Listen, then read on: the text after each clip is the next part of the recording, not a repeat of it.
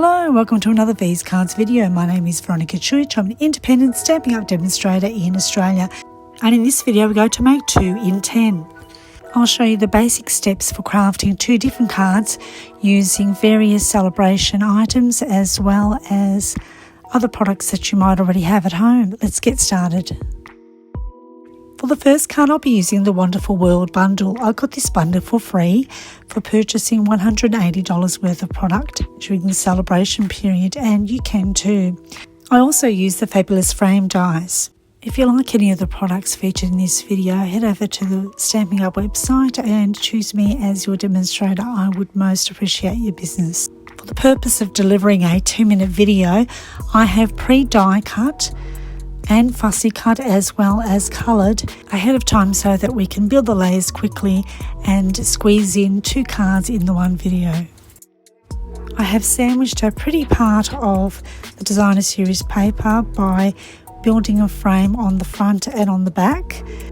Later I'll use some dimensionals to adhere it to half of the gatefold. So I'm going to actually add dimensionals on one half of that frame, and it's going to be attached to the left gate.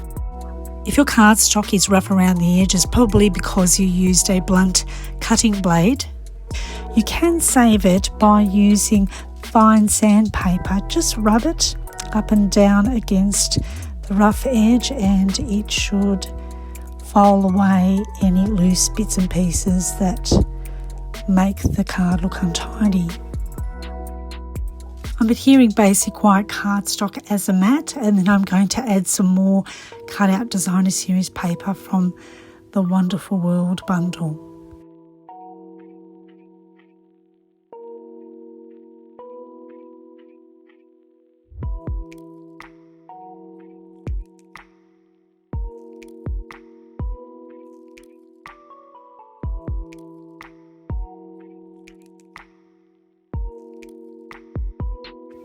Here's a visual tip on how to measure which sentiments will fit inside a banner or a tag.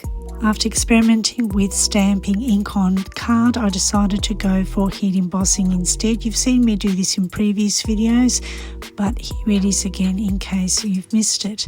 I use my embossing buddy to take any sticky part off the surface of the card. Then I ink up Versamark ink and stamp it with the sentiment. I add white embossing powder and I tap it off. Then you'll see me use the heat tool to melt the small particles of the heat embossing powder. There are 2 speeds in the heat tool. I'm going to use the 2nd speed. Be sure to keep that vent area uncovered while you're holding the heat tool. There is a gradual effect when the embossing powder melts once the heat activates it, and it looks quite stunning and sometimes can be missed by the camera, but I hope I picked that up. After heat embossing, if your card bends, just turn it around at the back and heat a little bit on the back, and that should straighten everything.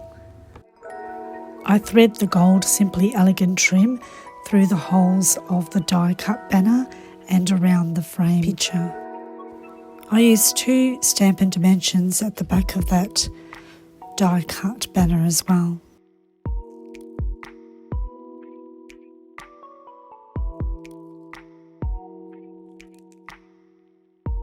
Working through this card, I changed up a couple of things.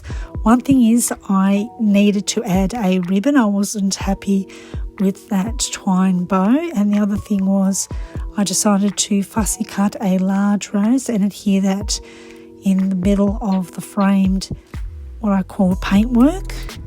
But first I will dull it using some white ink, and you'll see me do that in a little bit. Using the free stamp set, I add some ink to the inside of the card and then adhere it to the centre inside.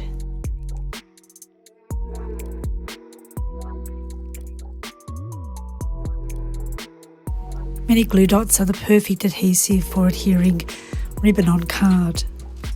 Here is the rose that I fussy cut earlier. I did ink using a sponge dauber on the edges to make it more 3D like. I'm also dulling the background there by using white pigment ink to soften the background and let that rose pop.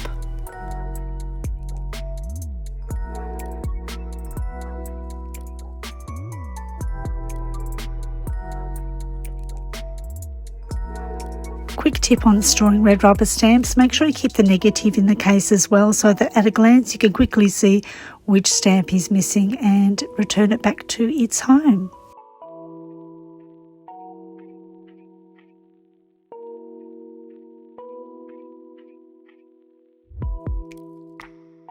I'm going to use the Artistic Mix Decorative Masks to create a background by stenciling and using a blender brush. First I'm going to anchor the mask onto the scrap piece of paper as a backing, and then I'm going to anchor the scrap piece of paper onto my workboard so that there's no movement while I'm brushing.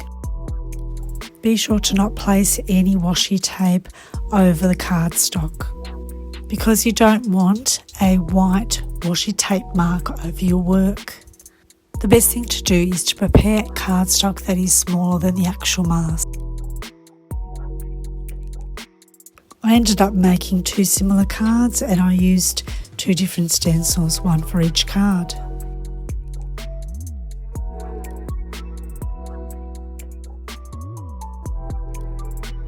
For both backgrounds I used real red, but for the second one I also used cherry cobbler just to make a deeper red.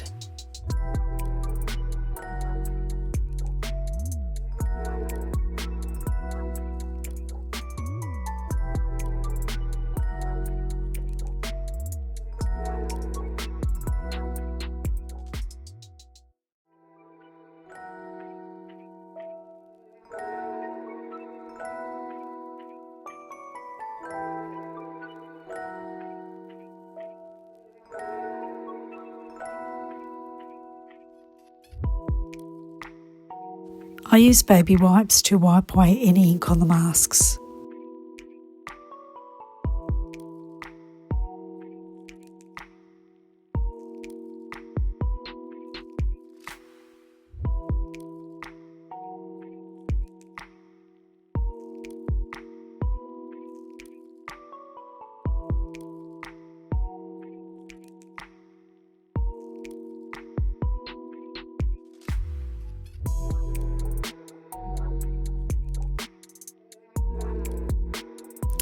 Originally I was inspired by Yvonne Spickman's with this design, but I did change it up quite a bit.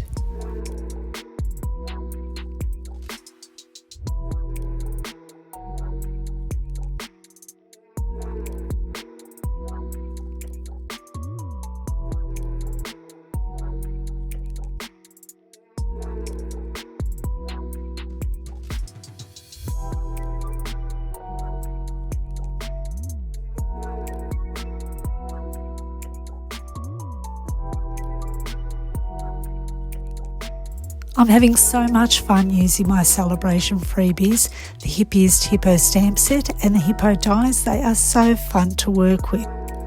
The celebration freebies are only while stocks last, and the promotion ends on the 31st of August.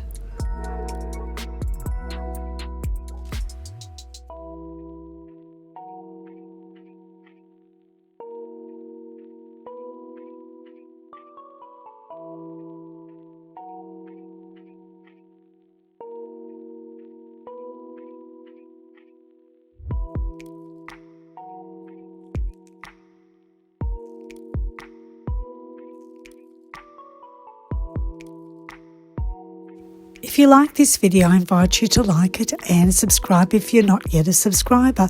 You are most welcome.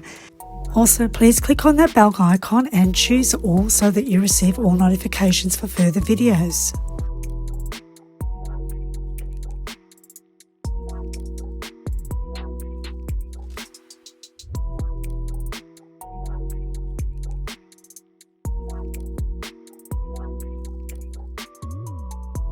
Thanks for watching. Stay right to the end because I'll have some samples of the different cards that I've crafted during celebration.